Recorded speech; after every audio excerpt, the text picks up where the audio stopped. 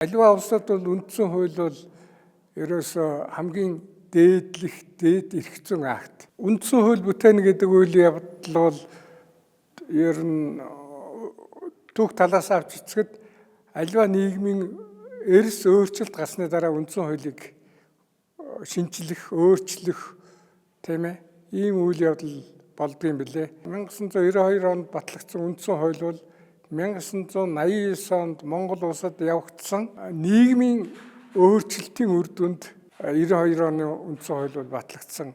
Гадаадд дотоодд зорчих гээд олон асуудлууд бол одоо 1990 оноос өмнө хязгаарлагдвал байсан.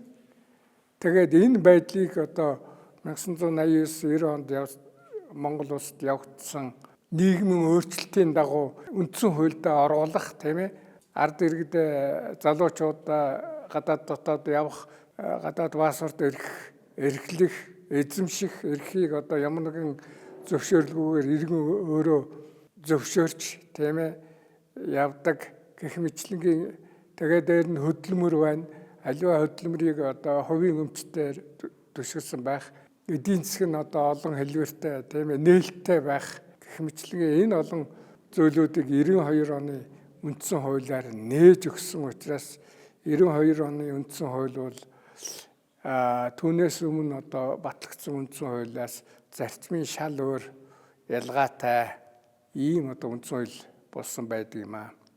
Монгол улсын үндсэн хууль